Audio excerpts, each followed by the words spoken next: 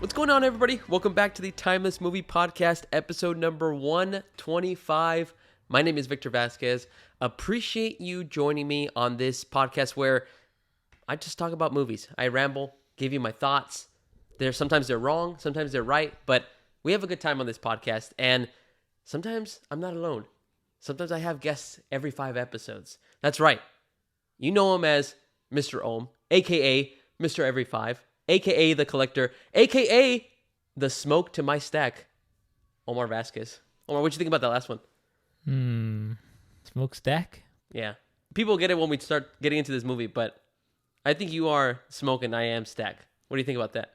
What movie are you talking about? Sinners. Right. So if you don't know, this is what we're going to be talking about on this week's episode. Omar is joining me to talk about the new film from Ryan Coogler. It is called Sinners. It stars Michael B. Jordan and a whole number of different actors that we're going to be calling out at different times. Michael B. Jordan, stars Michael B. Jordan, stars Haley Steinfeld. Exactly. And Omar, want to call out, this is the 4th movie in 2025 where one actor plays 2 characters in the same movie. Could be a potential award. I keep teasing it out there, you know? Maybe we'll see a couple more. Why is it happening so much? Because I really like that there's an actor playing 2 characters in movies. No, I'm saying, why has that been happening so much? Oh, I don't know. And you know what's even weirder? Is that 3 of those movies are from Warner Brothers. So maybe Warner Brothers is trying to push this thing of like... Double actor? Check out our actors, how skilled they are. They can play 2 characters. Watch out. Well, it might like devolve into one person's the entire movie. Yeah. That's not good. It's like they're trying to save money on actors. Budgeting. We got to be careful. They're trying to normalize this. Yeah. So we got to resist is what you're saying. so don't award it. I love it. Omar, before we get into Sinners and start talking about more about this kind of a topic of Michael B. Jordan playing 2 characters, I did want to call out Timeless Movie Podcast is on all platforms like Spotify, YouTube, Apple Podcasts. Listen to us. Give us a follow. Leave a comment. I would love to interact with you guys about different movies that we've talked about in the past, even if it's older ones. On episode 124, ended up talking about Warfare from A24, a really intense movie. I called out how great the sound design was, but let me know. Listen to that podcast, give me some feedback, and let me know if you agree with me proclaiming that it has some of the best sound that I've heard so far. All right, guys, let's stop wasting time. Let's just jump in to this week's episode. We're talking about Sinners. Omar, I swear I didn't line it up. They lined up for this movie for us to talk about it. Omar and I have seen it. We saw it in Dolby Cinema, opening night. We don't have any idea of what our thoughts are. I kind of have maybe somewhat of like an inkling of what you may have thought of it, but let's go ahead and dive into it, Mr. Ohm. Let's go. Before we kind of get into the non-spoiler parts of it, though, I did want to let everybody that's listening know I made a guarantee to Omar about this movie. Me and Omar have been thinking about guarantees throughout 2025 and seeing if by the end of the year, if some of our guesses, our theories end up coming true. One of my guarantees, that Ludwig Göransson, the composer of Sinners, was going to come up with the best soundtrack of this year. And so by the end of the podcast, we'll see if my guarantee came out good or maybe by the end of the year. Yeah, shouldn't it be by the end of the year? It could, yeah. But there could have already been a movie with a soundtrack that I already like more than this one. Oh, I see. Yeah, you got to think of it that way. But that was one of my guarantees. But Omar, let's just dive in. I'm going to jump into my overall thoughts. You dive in at any point in time as well and see if you agree or disagree with me. After I left the theaters, Mr. Ohm, I felt that Sinners was a excellent movie. I was really appreciative that the trailer, even though I felt when we watched it at one point, we're like, whoa, this gave too much. It made it seem like it was just going to be about the vampires. And after I watched it, you end up realizing that it's the vampires, yeah, they're a piece, but they're not the whole thing, right? It's not the entire chunk of this story. There's more things, there's more elements, the music of it, the characters, everybody that's like the community around this little city in Mississippi. So I still think they gave too much. Yeah, but I guess they gave too much, but at the end of the day for me, it didn't feel like it didn't impact me as much for my experience of the movie. It actually surprised me of like, oh, it's actually, because it made it seem like when I watched the trailer that it was going to just be these vampires against this main cast of characters. How are they going to survive?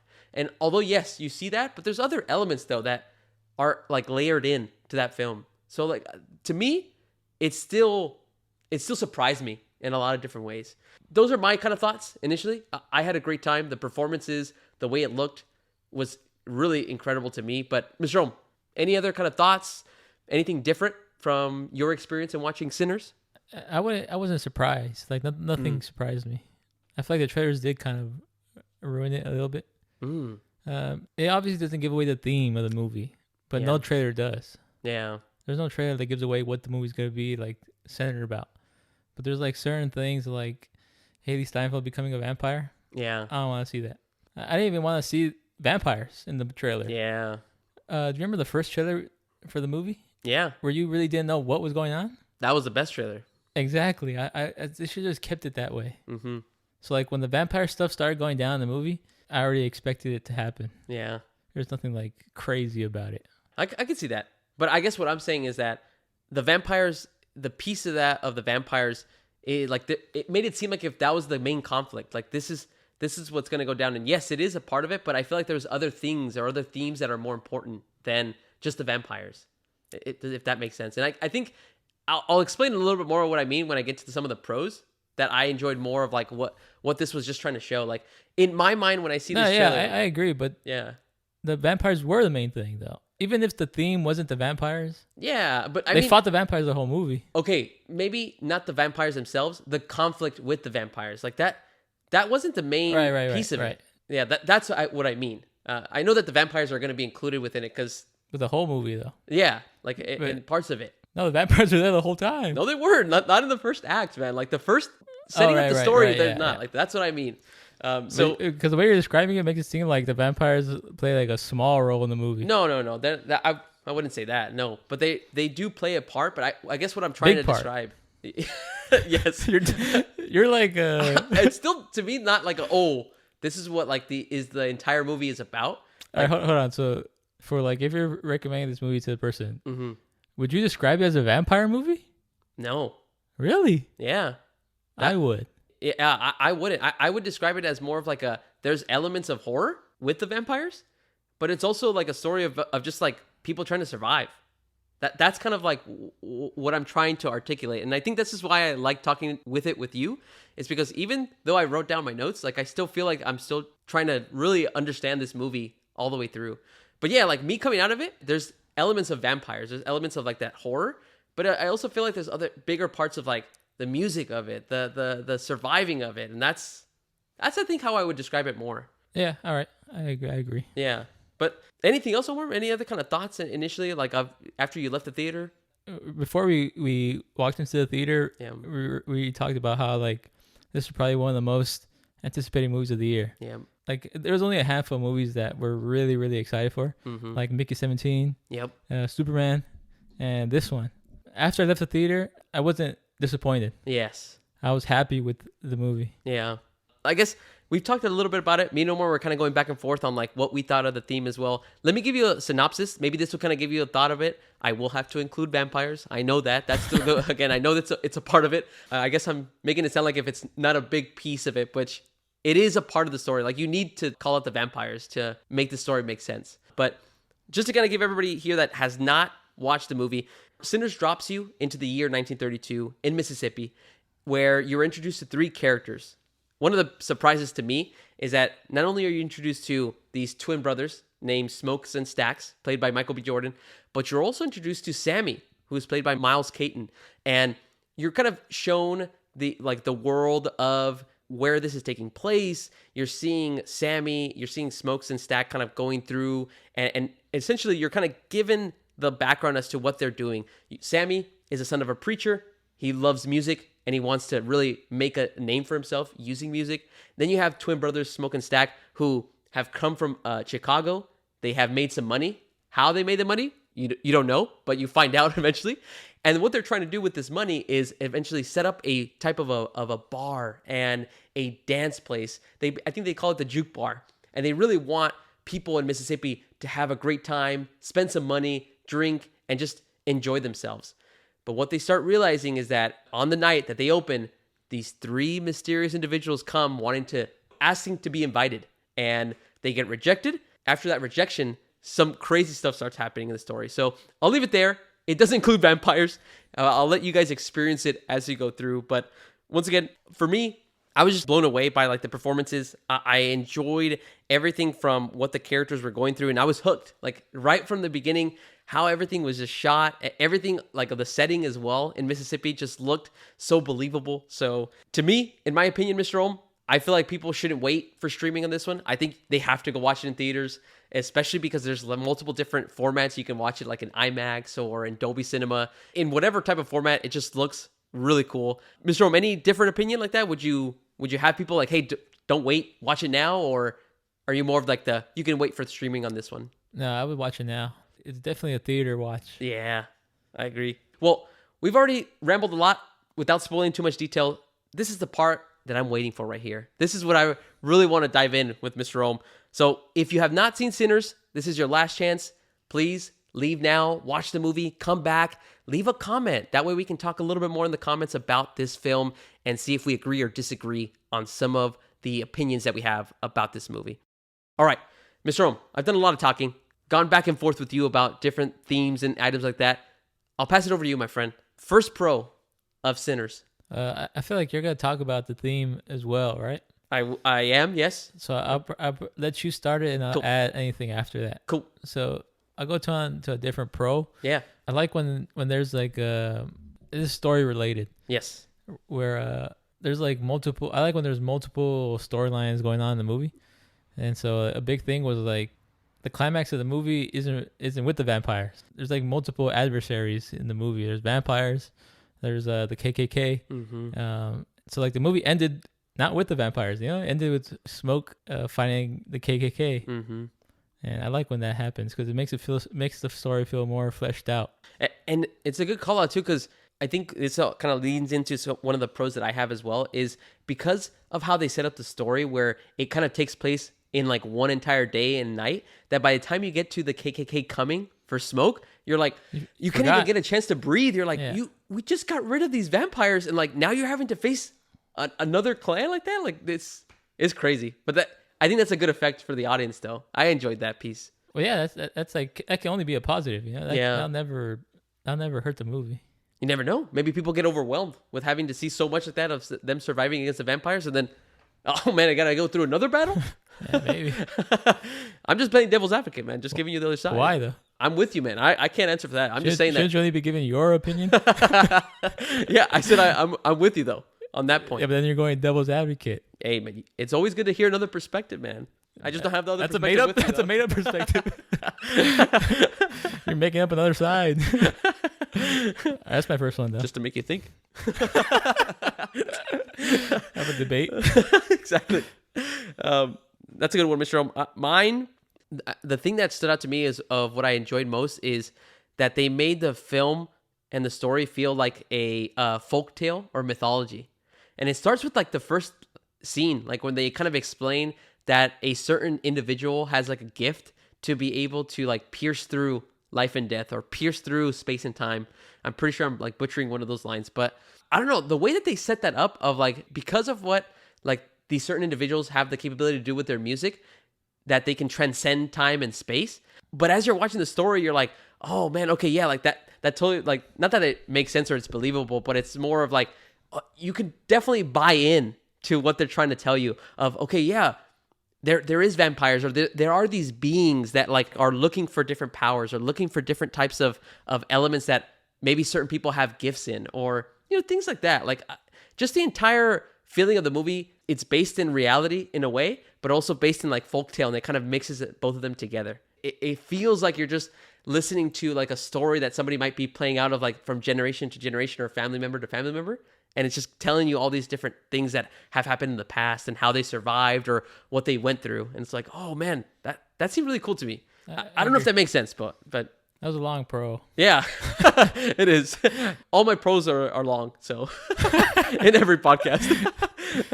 Mr. Rob, I'll pass it back to you. Unless you have any other thoughts of like what I was kind of describing.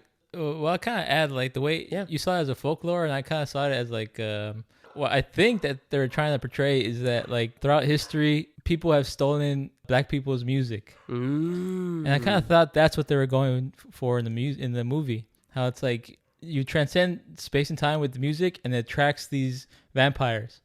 But the vampires are really people who are stealing music, and his music is so good that it attracts attention. Yeah. That's what I thought they were going with it, especially like how like rock and roll was like first it was black people music throughout history, you know. Yeah. And so that was like a theme that I liked. I thought the movie was trying to portray, and even like his dad was a preacher. His dad wants him to quit music, but it's not really his fault. It's like and throughout history, it's always seemed like the artist is the bad guy for what happens to him or like what people do to him. Yeah. I like how it's like it tells the story in such a way where it's like you could see it literally as like vampires stealing this guy, or you could see it figuratively as like this has happened in the past. Yeah. In history. Damn, dude. See, this is why I need you on every time, man. I never pick up on those. I'm just not like, I can't see it in that kind of a way. Like I see it like, again, like more of like the folk tale and the story of like, hey, here's like what's going on with like these individuals and like the special abilities that they have and like what they can attract. But I never thought of it from the perspective of like, yeah, like what has really gone on for like a lot of black musicians. And I was like, man, I didn't pick that up. That's a good one. Now it's going to be one of my questions, actually. I was going to ask you, what is the theme of the movie? Like, because that wasn't going to be, my answer was nothing like that. My answer was more of like what Sammy's connection is to the music, like that, like of why, because I was going to say like, why didn't he let go of the guitar at the end? Like, why didn't he, like, after all he went through, after all the, like, the trauma and like the losing part of his family in a way, like, why didn't he let go of the guitar? And my brain was like thinking, oh, okay, it's because he has such a love for this, and this is really his only escape out of where he is, that he can't let go. Even if he's gone through so much pain, like this is his only way out. And so that was kind of what I was thinking the theme of the movie was. But that, how you described it, makes more sense. It really is, again, looking at it from both sides. Like, do you want to see it an actual representation of like something that's just sucking onto you and trying to take everything from you? Or do you want to see it like in a more metaphoric kind of a way? So, right. Yeah. Nice, dude. I like that. One of the other pros that I had, Mr. Ohm, after going something so philosophical, I'm going to bring it down like completely just basic. That's fine, man. That's what's cool about this podcast. Yeah?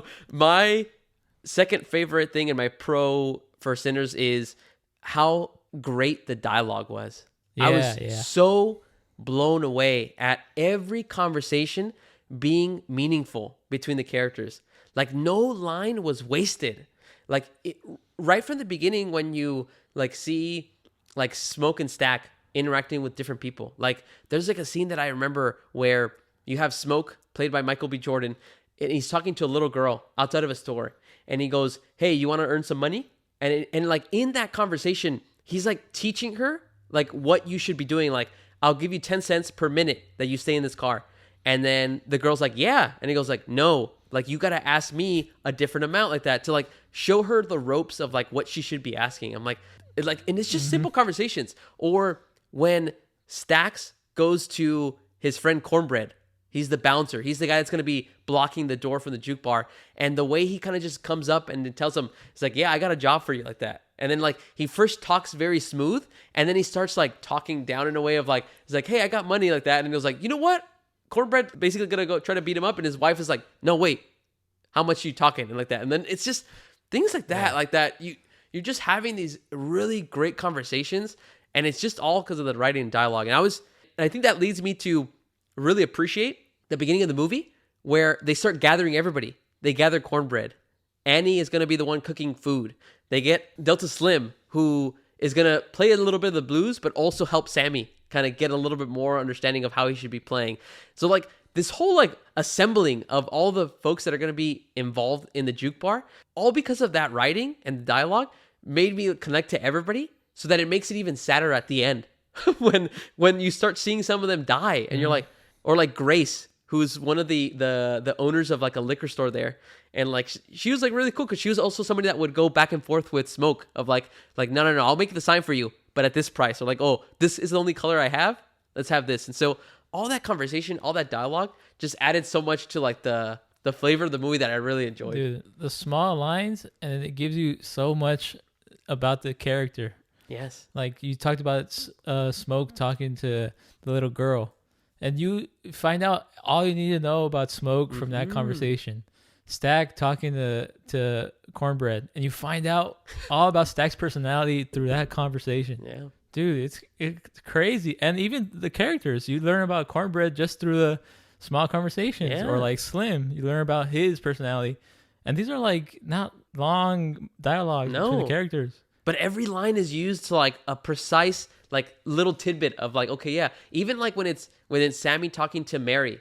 Mary played by like Haley Steinfeld, and then Sammy played by Miles Cutton. Like even in that, like you get to feel like, well, why is Mary, like, she's white, like why is she so like, you know, familiar with these cast of characters? And then she explains like, oh well, my mom brought Smoke and Stack into this world.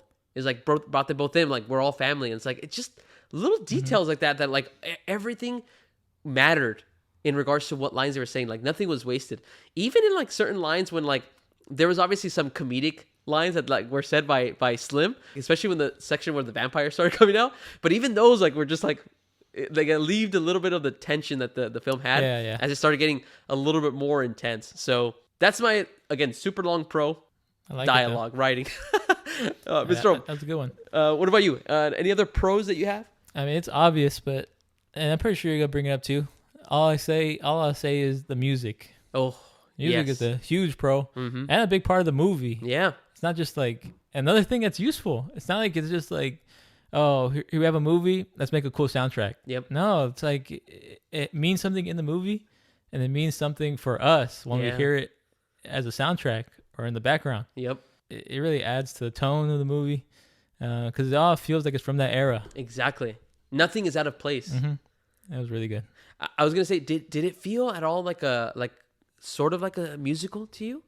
Because did you notice that there's scenes like when Remick, who's like the villain, and his other two individuals, like they're playing a song like that, and it almost feels like, you know, like it's not a full on musical, because I know that the songs aren't really advancing the story, but it kind of gives you a little bit more as to like what their characters are trying to do. Or when Sammy first played a song for Stax in the car, and it's like just these different scenes, like every one of those musical scenes were like incredible to me. Almost reminded me of like a Complete Unknown. Like I was so glued to the screen when I was watching like Timothée Chalamet try to portray Bob Dylan, and when he would perform, it's like, oh man, like it felt like so like electric.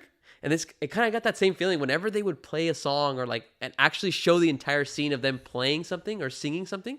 It was like, oh, it was such a joy. You're like, okay, how is this gonna make me feel when I'm listening to it? It feels more of like a musical biopic to me than like a musical. But same thing. Like the music scenes are like super effective. I should have said that. Yeah, that makes more sense. Like, yeah, because a musical, again, the songs will advance the story in some way, whereas a biopic is more just kind of showing you a performance in that specific moment. But, or like a story about a musician. Yeah. Miles is kind of, or Sammy is the main character. So I was gonna bring that up. It's like another thing of why I appreciate that the trailer doesn't show you that. Yeah. And this is what upsets me about other trailers, is like, if you have the confidence in your movie, like that's a good subversion. They make you think that Michael B. Jordan is the main character of this movie. His twin brothers are the main ones. Now, yes, they play integral parts in the story, but the first character you see is Sammy. And I'm like, that's cool. That sets me up in the world of like, okay, so these two twins are just in some way just kind of helping him in certain areas of his life. And it's really Sammy the one that's really kind of driving the story forward. It was so cool. But I mean, we have the same pro, the music piece of it. Mr. Rome, another one that I have is the vampire design. I really liked the way that their eyes would look foggy and then kind of like glow when they were in the dark. Yeah. And it was like, that whole kind of part of it looked really creepy, especially when there was a scene where you have a lot of the vampires, you know, dancing and circling around each other.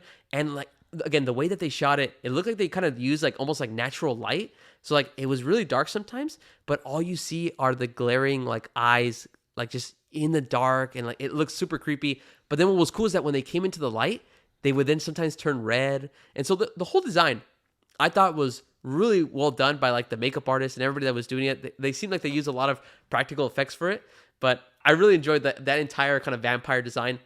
Maybe my recency bias, probably one of the cooler designs for vampires. I mean, the last one we saw was Nosferatu, and that looked kind of, you know, again, still very realistic. I'm assuming that they use items that they may have read about that time of what these people from Transylvania might look like. But I don't know. I just really liked how these vampires were all kind of set up and how they made each one of them look. To me, it was kind of like nothing stick out to me. I did like the eyes and the effect of the eyes. But like as far as like, well, it's only like just fangs and stuff. Yeah, but I think I like the subtlety of it. I don't like when they go exaggerated and they completely change the person that is the vampire. Right. I like to still show that they're somewhat human in a way, Right. but And not even, really even how human. they act and move, still very Exactly. human like. Mm-hmm. That's cool. And especially with them like still having their memories, it's like it made it even crazier because they could still try to fool you into thinking like, hey, I'm one of you guys. Like I just want to be let back into the juke bar. It's like, Mr. Rome, any other pros on your side? No. I still have a couple All right. that I wanted to kind of just quick fire throw them at you. And when I say quick fire, it's probably gonna take a long time. Nah, man, do quick. I talked about the music piece of it, Omar. I talked about like the different types of themes that like, I saw there. I gotta call out the costume piece of it. Yeah. Like what they were wearing, especially Smoke and Stack. Like not even when their suits are. I'm talking about like later on towards the end when freaking Smoke has like a white muscle shirt on. That dude looked jacked. And he was just walking around. Even the trailer, that shot looked cool. Exactly. Even Stack, Omar, when he looked like Stone Cold Steve Austin or The Rock, putting on his black, the black vest. Right. Yeah. Even that, like everything that everybody was wearing, and kind of to your point, Omar, when you were talking about the music, same thing with like the costume design. Like everything was like of that time of the 1930s, Right. and so I had to call that out just very quickly. And yeah, and like Smoke and Stack, they come from Chicago because they're working with the mafia. Yep. So they have a little nicer clothes than the rest of the people. Mm-hmm. But they're all in the same era. Yep. But yeah, Smoke and Stack did look cool. I think it's just Michael B. Jordan. He just looks cool no He matter just what. looks cool and everything. Right? But yeah, that was one of the last pros that I had. I think the other one I was gonna say was more about the story being like portrayed over a day, but I think I already kind of called that out as well. I did like that though. Yeah, that was. I think it's just starting to become something that I'm enjoying more of. Like when we watch Warfare, 90 minutes of just straight action, but continuous, or Saturday Night. These stories where you're just staying in one place and in one day or 2 days, it just makes me appreciate it because then it leads me to that climax where I'm like, man, I feel like I'm out of breath. I can't imagine what Smoke feels that he still has to go through and try to fight these guys. So, yeah, all good stuff. We've been talking a lot about some of the pros. Mr. Rome, I am kind of curious. Any cons for Sinners that you have? I do have cons, but they're all like story related. Okay. Things that happen in the story where I can't help but be like, I'm immersed in the movie, and I can't help but be like, that doesn't really make any sense, or why did that happen? Mm-hmm. Like your logic as like a human being comes into play, you know? Yeah. Where it's like logically, you know what would happen Mm-hmm. in real life. Let me just get into it. Yeah. Like when Smoke is in love with Annie. Mm-hmm. Annie gets bit by a vampire. She tells him she wants to be put out. So Smoke has to kill her with like a wooden stick. There's vampires all over it. Like the battle started. The vampires are wanting to kill all of them. And then they're like, he's killing her. And the vampires are like, come on, we have to go. Let's go. Why do they have to go? Yeah. You know? I don't understand why they had to go. Yeah. Like they could have killed Michael B. Jordan when he was stabbing her with the wooden thing. Mm-hmm. So like it's like a lot of things. I know why they didn't happen because the story has to continue. The classic, the villain is fighting the hero, so it's the vampire fighting Sammy, and Michael B. Jordan comes from behind and stabs him with the wooden stick, and that's cool. But there's an army of vampires watching this battle. Yeah. So how did Smoke come up behind him? Yeah. Wouldn't the other vampires see him? And there's like several of those things that happen where it would take me out of the movie a little bit. Yeah. And be like, oh, I wish they did that differently. Mm-hmm. What do you think? You hit on one of my nitpicks is, again, very small. It doesn't take me out of the movie, but I was going to tell you, Mr. Rome, when they're dancing, the vampires are in a circle, singing, having a good time. How many vampires do you think there are? They're like 50. Okay. How many of the main cast are in the barn waiting for them? They're like 5. Okay. The moment that Grace says, come in, they should have been swarmed. Yes. Yeah. They should have been destroyed. And you could tell me, and you could tell me, oh, well, they have guns. Yeah, that could knock them down for a couple seconds. It looked like when they would shoot them like point blank, they would get knocked down for like 10 seconds and they would be in pain, the vampires, and then they would come back up. Again, and I know that it's exactly how Omar described it. The story has to go on. You can't end the story that way, right? But if that's the case, those are like the small little details where like, okay, then maybe let's reduce the number of vampires that we have, you know, like let's not make it like 40 or 50. That way, when it gets to that part, you can believe in your mind, like, okay, they have a way to mitigate a little bit of the vampires and not get swarmed. Now, Slim ends up getting swarmed. That was believable, right? But how come that didn't happen right at the beginning like that? Like, why didn't all the vampires come in? And so, just a small nitpick. Again, it doesn't make me dislike the movie. I still really enjoyed it. But that also goes into what Omar described. Like, I hadn't even thought about when smoke comes from behind. I'm like, what were the other vampires doing? Like, yeah, because they're all watching. And then I started thinking, again, they're all like the Remick, who's the villain. He does have a part to play in like all of their minds in a way when he does. He is controlling them in a bit. Yeah, like a shared conscious. So almost. that's what I was thinking. Like maybe they're all so focused on Sammy They and don't his see music. him. Exactly. That's like the only thing that I can explain from my headcanon. Yeah, like it's almost like you have to do your own logic. Yep. To like make some of the scenes work, or like scenes where like vampires are in the barn and they run out of the house, run out of the barn. That's right. It happened 2 different times. It did. And both of the times looked it looked a little goofy. Like they kill somebody and they run out of the barn. You could realistically kill everybody in that barn. Yeah. One vampire could do a lot of damage. Yep. So it's like little things like that Yeah. kind of it's like, for me, it prevents the movie from being like perfect, but I mean, it doesn't hurt the movie. Exactly. It's not like it's, I'm never gonna watch it again. Hey, that's I think what we got to make clear is that even though me and Omar bring up these little nitpicks and cons, like it's never gonna be like, oh, you shouldn't watch it because of this. Like, no, these are just parts that like maybe bother us a little bit. Yeah, you can overlook it. Exactly. Mr. Rome, any other cons? Any other nitpicks? No. Mr. Rome, let's just jump into some of our favorite things, man. Let's go. I've been rambling a lot, as I usually do. You know I like to talk. So you haven't. Are you making your case that you're stacked right now, or what? I was just about to ask you this question. Have you thought any more about which one are you? But I think you're trying too hard to be stacked. You're like, hey, I talk a lot, right? I mean, like you want me to agree and be like, yeah, you're right. You just have to know that when you look at the characters and which was the serious one, that's Smoke. Well, they're both cool, so I'm down. That's true. I was going to actually tell you, Mr. Rome, I think one new line that we should say in real life is when people see us, and I know that people can't see us right now and they can only hear us. Usually they always tell me and Omar, like, hey, are you guys twins? We've been mistaken for twins. We should say, like 4 different occasions. We should say, like, are you guys twins? No, we cousins. What do you think about that? That's pretty good. I shouldn't do the accent, though. That would probably be cousins. Yeah. But I think people won't get it. Yeah. They might think it's true. Yeah. With them, you know it's a joke because they look identical. Yeah, exactly. Mr. Rome, I'll pass it over to you. Favorite performance? Favorite performance? I have the winner, and then I have like an honorable mention. I love it. Let's do it. Winner, obvious. It's Michael B. Jordan.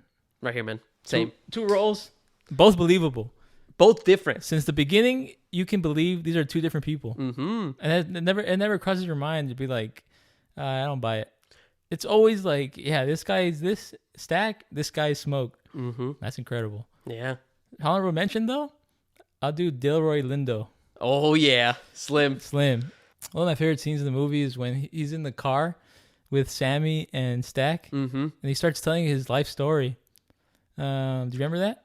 I do. And you just reminded me of my other pro.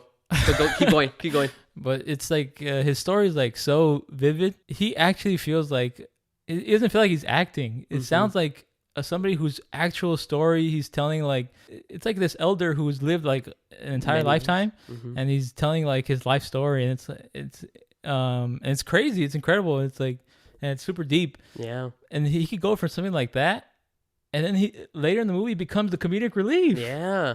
And it's like, whoa, like he's got range. Yep. Yeah, that's why he's my honorable mention. Yeah. You just to again quickly touch on the pro that I had.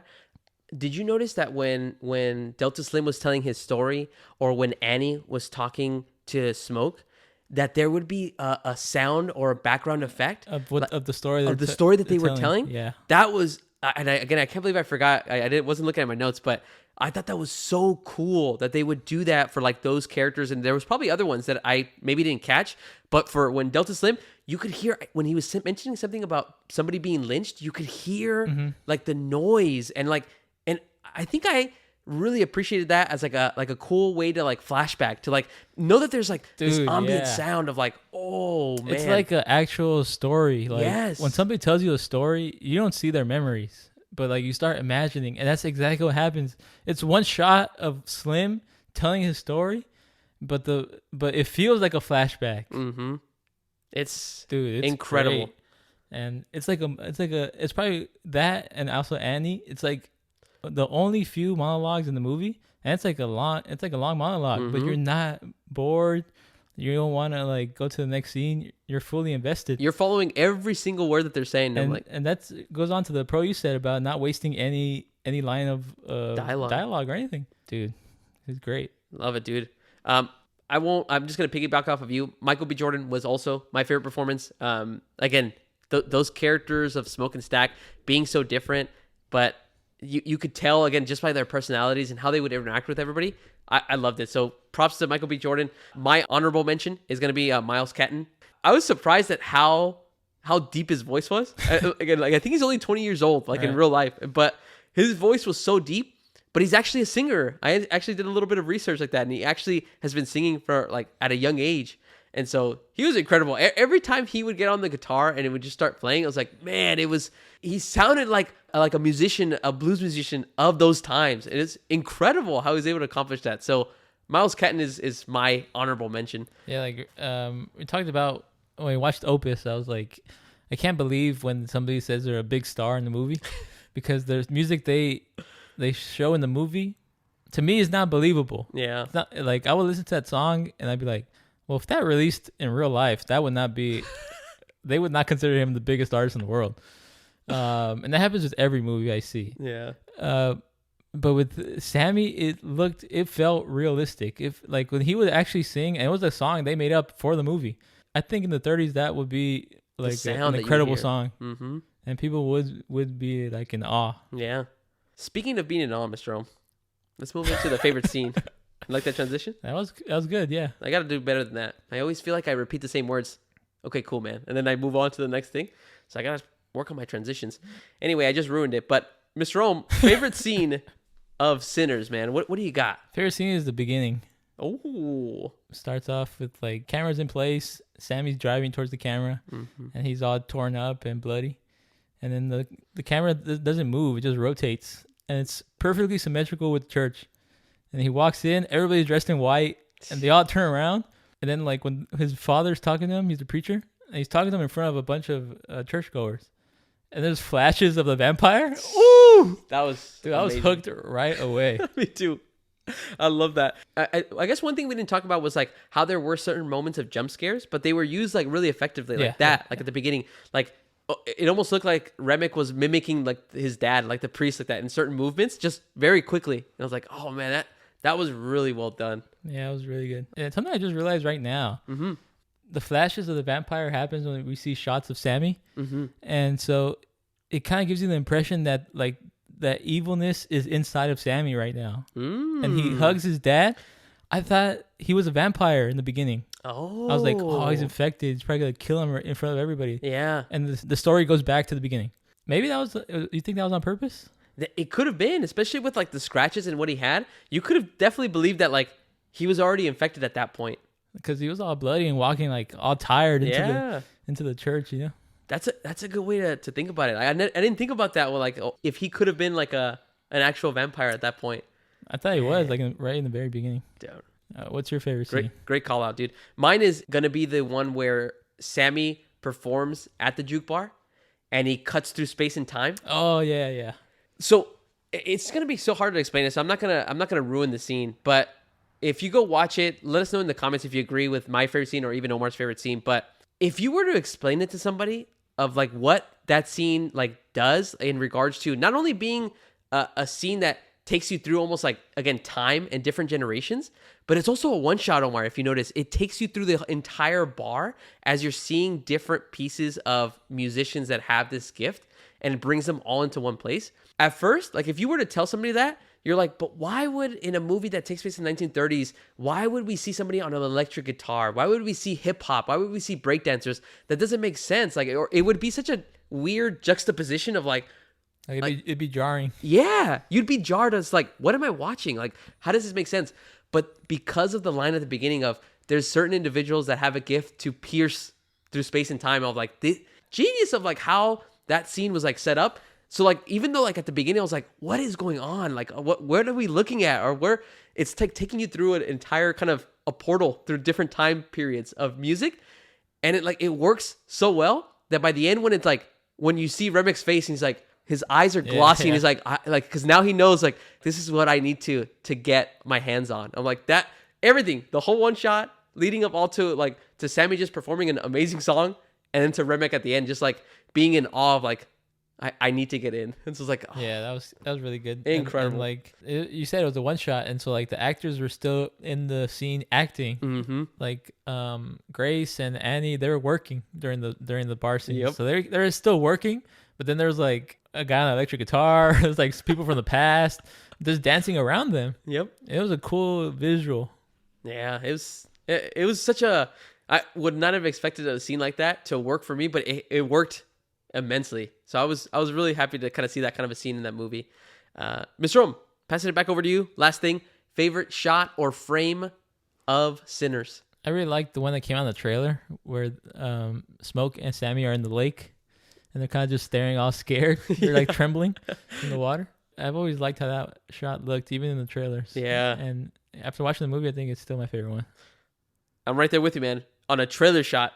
Which one? When Smoke is running with the gun, my goodness, that was dude. cool. That was cool. It was unbelievable. Like in the trailer, that was like I think one of the last frames. I was like this movie's got me. Even before that shot, but like that, how it looked was just super clean. And then I was like, okay, are they still gonna include that shot, or is it just like for the trailer? Nope. We saw it right there at the end too, as he's taking out the Ku Klux Klan, and like, oh man, it was cool, beautiful.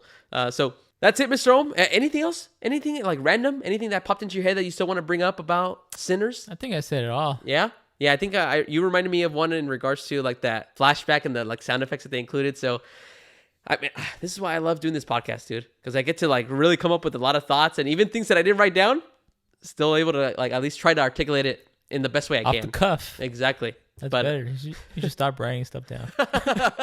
Well, I actually used to not write stuff down. And what happened? You would forget? Yeah, I would forget a lot of stuff, and it would piss me off. I was like, oh, I forgot to say this. And so, anyway, guys, for those of you that stayed all the way through, thank you so much.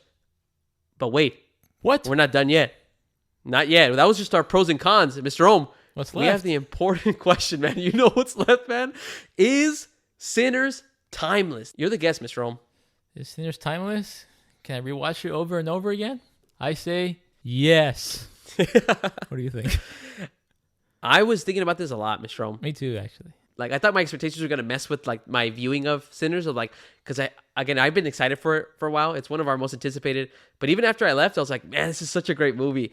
So to me, it is timeless. I can definitely rewatch it. I want to rewatch it in 70 millimeters. Yeah. I want to catch some of the other, like, pieces that I may have missed. Especially now that how Omar described it of, like, the metaphor of, like, the vampires being, like, what in reality... of like taking away from black musicians, like that. I kind of want to see that again, and also listen to more of the music. Notice that even though I did say that one of my pros was the musical elements of it, I didn't say that one of the pros was the soundtrack, Mr. Ohm. Oh. So, unfortunately, it was a great soundtrack, a great score, but there is another one that I already enjoy a little bit more in 2025. Which one? Black Bag. That score of Black Bag, I was like, espionage, kind of a mix of like modern but classic spy music. Oh man, incredible. Anyway, we're talking about timeless. Mr. Rome, I think I didn't have a tougher time deciding whether this was going to be timeless. I'm starting to now think about, for me, it's easy. I think Sinners is going to be one of my top movies of 2025. But where is it going to land, right? Is it a strong contender to be at the top? Is it one that might fluctuate depending on where other movies might fall as well? So that's kind of what I'm thinking about. I'm not going to tell you exactly like, where it lands now, but that's kind of actually what I kept contemplating after I watched the movie is like, damn, it was so great. I can't wait to watch it again. But where's it going to land, right? Like, is it going to sustain the momentum that it has like that to make it all the way? I know it's going to be one of the top 10 movies, but where does it land? That's kind of what I was thinking in my head, but that's a discussion for a later time. I'm not even thinking about that. That's until December. That's true. But you know me, man. I like to plan ahead, But guys, those are now all of our thoughts in regards to the movie Sinners, directed by Ryan Coogler. What do you guys think, though? Who cares about what Omar thinks? Who cares about what I think? We want to hear from you. What is your opinions on Sinners? Did you enjoy it? Do you think it's timeless? Let us know down below in the comments. That way we can either agree or disagree and just talk more about this movie. Guys, appreciate you staying all the way through to listen to me and Omar's thoughts about this film. Mr. Om, I got to say thanks again, man. It is always a joy to talk to you about movies. Even though, you know, we talk and we go back and forth on different things, man. It's always fun because you always give me some different perspectives, man. So maybe another push, man. You want to come out every time? No. Okay. Just gotta give it a shot. This has been episode number 125 of the Timeless Movie Podcast. Make sure to check out next week's episode as we cover a new movie that comes out in theaters. We watch it, we give a recommendation, and then we decide if it is timeless. All right, guys. Appreciate you guys listening, and we'll talk to you guys later.